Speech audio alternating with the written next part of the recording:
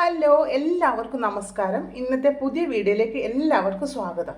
അപ്പോൾ ഇന്ന് ഞാനൊരു കുരുമുളക് ഇട്ട് വരട്ടിയ ചിക്കൻ കറിയാണ് ഉണ്ടാക്കുന്നത്.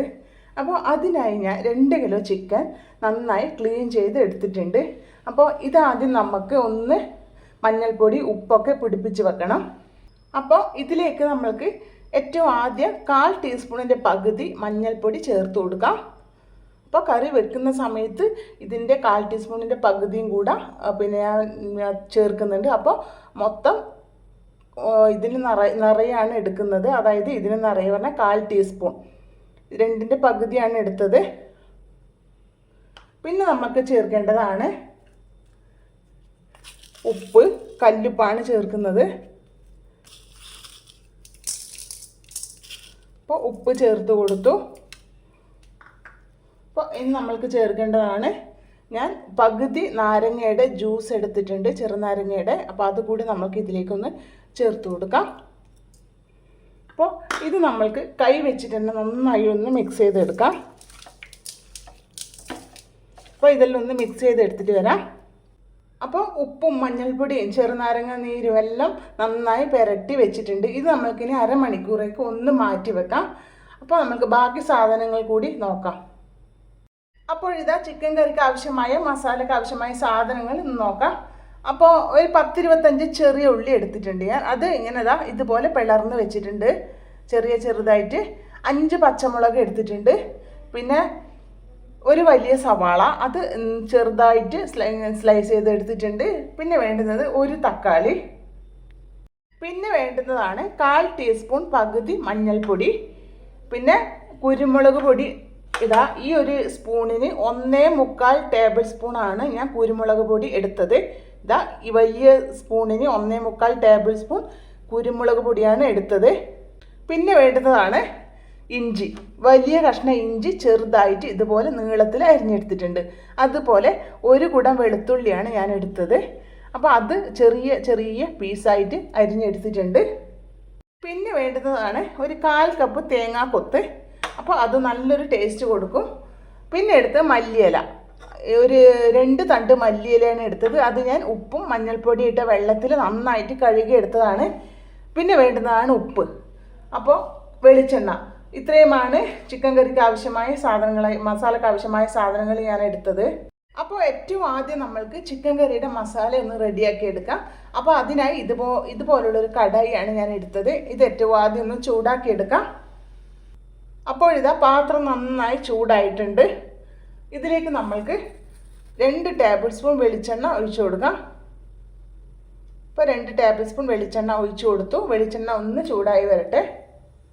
അപ്പോൾ ഇതാ വെളിച്ചെണ്ണ നന്നായി ചൂടായിട്ടുണ്ട്. അതിലേക്ക് ഒരു നുള്ള് പെരുംജീരകം ചേർത്ത് കൊടുക്കാം. അപ്പോൾ പെരുംജീരകം പൊട്ടി വരുന്നുണ്ട്.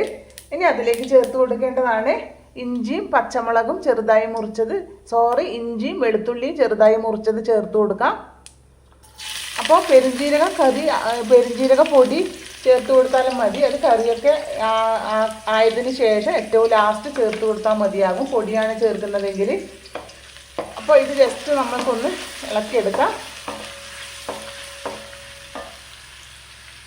അപ്പോൾ ഇഞ്ചിയും വെളുത്തുള്ളിയും ജസ്റ്റ് ഒന്ന് വാട്ടി എടുത്തിട്ടുണ്ട്. ഇനി അതിലേക്ക് നമ്മൾക്ക് ചേർക്കേണ്ടതാണ് ചെറിയ ഉള്ളി ചെറുതായി മുറിച്ചത്, പച്ചമുളക് നടുകെ കീറിയത്, തക്കാളി 1, സവാള ഇങ്ങനെ നീളത്തിൽ സ്ലൈസ് ചെയ്തെടുത്തത്. അപ്പോൾ ഇതെല്ലാം നമുക്ക് ഇതിലേക്കൊന്ന് ചേർത്ത് കൊടുക്കാം.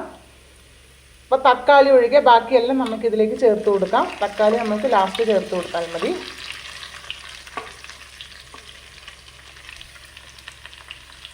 അപ്പോൾ സവാളയും ചെറിയ ഉള്ളിയും ചേർത്ത് കൊടുത്തു, പച്ചമുളകും. അപ്പോൾ ഇത് നന്നായി ഒന്ന് വഴറ്റിയെടുക്കാം.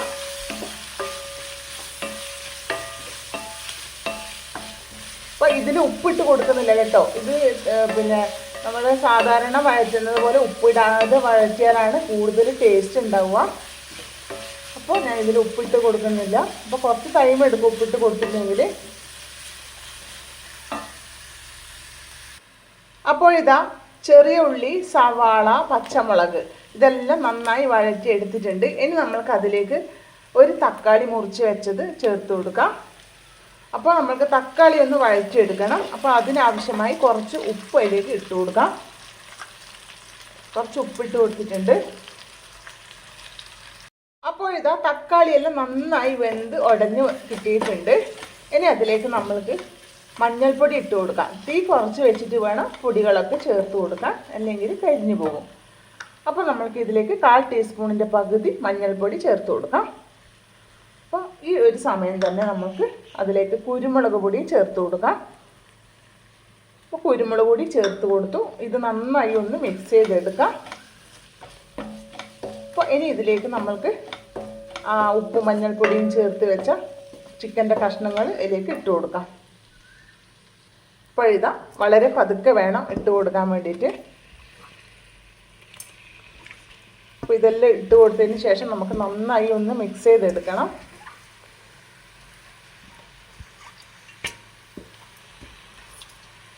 അപ്പോൾ ഇതെല്ലാം നന്നായി ഒന്ന് മിക്സ് ചെയ്തെടുക്കാം. അപ്പോൾ ഇതാ ചിക്കൻ്റെ കഷ്ണങ്ങളൊക്കെ ഇട്ട് നന്നായി മിക്സ് ചെയ്ത് വെച്ചിട്ടുണ്ട്. ഇതിൽ ഞാൻ മഞ്ഞൾപ്പൊടിയോ പിന്നെ ചുവന്ന മുളക് പൊടിയോ മല്ലിപ്പൊടിയോ ഒന്നും ചേർക്കുന്നില്ല. വെറും മഞ്ഞൾപ്പൊടിയും കുരുമുളക് പൊടിയും മാത്രമാണ് ചേർക്കുന്നത്. പിന്നെ ഇതിൽ ഒരു തുള്ളി വെള്ളം ഒഴിക്കുന്നില്ല. അപ്പോൾ ഇത് വറട്ടിയെടുക്കുന്നതുകൊണ്ട് തന്നെ.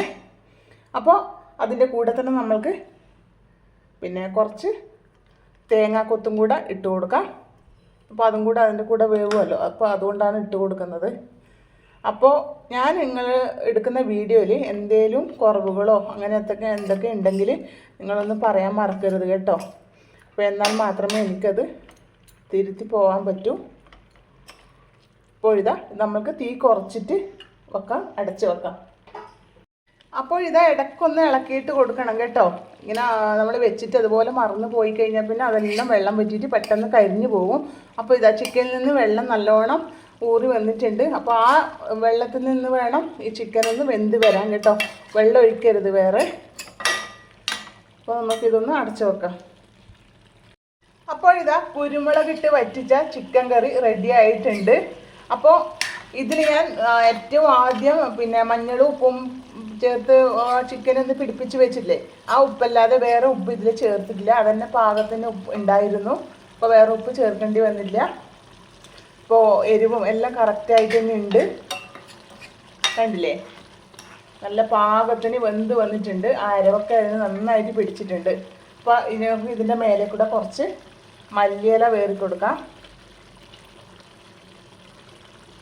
അപ്പോൾ മല്ലിയിലയും കൂടെ ഇട്ട് കൊടുത്തു.